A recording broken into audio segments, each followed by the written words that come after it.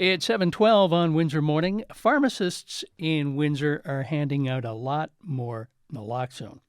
It's a potentially life-saving medicine that can reverse an opioid overdose. The latest numbers from the Windsor-Essex County Health Unit show a spike in the number of kits handed out. In April, pharmacists handed out more than 950 kits here in Windsor-Essex, more than 3 times the number in March. My next guest hopes to see that trend continue.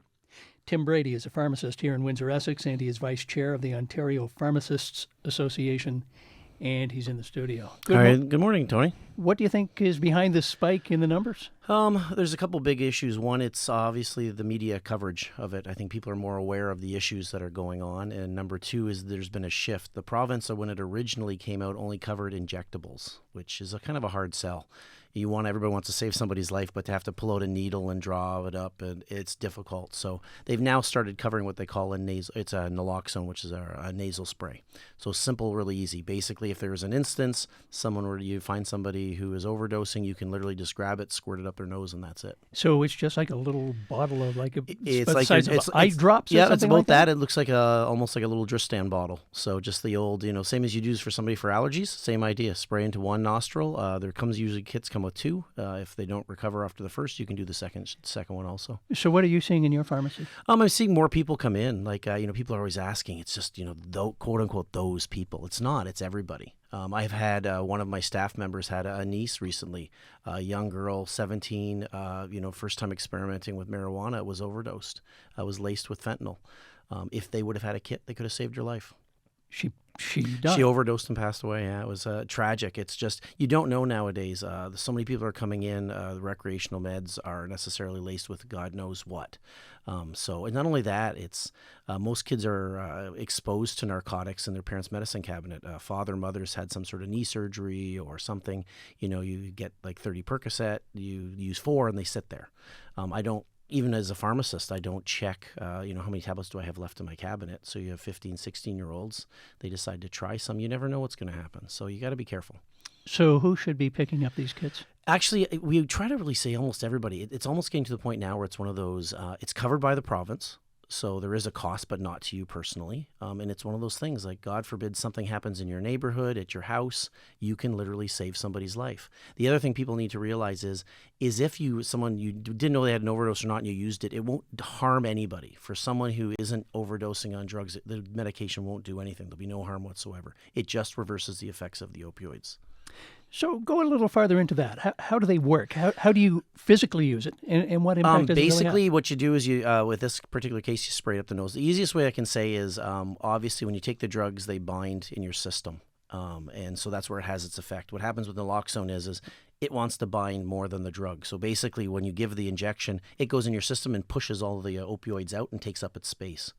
So therefore, it reverses the effects of what the medications are doing. Is there a shelf life to this stuff? There is. You got to look at the expiration dates. They're usually about a year or 2, and then once they do expire, you can go back into your pharmacy. You'd bring back your old ones. We'll give you some new, some replacements, and then you go from there. But it's a handy little. Most people have a little kit. Pretty simple, straightforward. You keep it in a medicine cabinet anywhere. Or in your glove compartment? Or in your glove compartment. You got to be careful. Obviously, cars are hot, so we got to keep it temperature controlled. Okay. But it is something that you're going. And like I say, it's the good and bad. I'm glad that people are coming to talk to me. And even if not, I encourage anyone to go talk to the local pharmacy. Just see if maybe you're one of the people that are eligible for it. As you know, Tim, this is a subject of some controversy here in Windsor. Our police officers are not currently equipped with naloxone. Do you think they should be? Absolutely. They're first responders. I understand. Originally, I understood the hesitancy with injections. You've got someone and they're dealing with more people on the fringe of society. So, having to deal with a needle is problematic. But nowadays, with a nasal spray, they're usually the first responders are there. And for most of the police officers I've talked to are first responders. They're willing to do it. It's just we need the policy. I know there's some legislation going through the province right now trying to say that everybody should. And I encourage it. They should happen. So if I walk into a pharmacy, into a drugstore, how do I get one of these? And that's the thing. I want people to get over the stigma. Just if you come in, it doesn't mean that, this is somebody who's got a drug issue. I understand you've got young kids. So just you basically walk in, talk, say you heard myself on the radio or anybody else, and you've heard about these naloxone kits.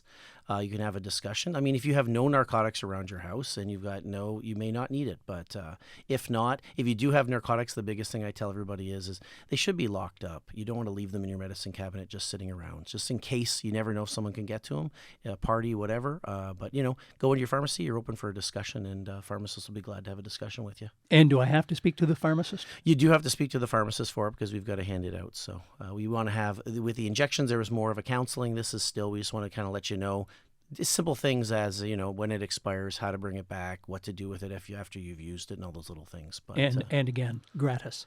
Yes. The government pays. The government pays for it, yes. The person who walks yes. in and wants a kit does not. Yep, it's not going to be covered, and that's the reason. The cost for the nasal spray is about 3 times that of the injection, which was why there was the delay on it. Right. But, yep, no charge to you, and you can actually save someone's life. And let me clarify when I say the government pays and we do not. Well, the government pays with our money.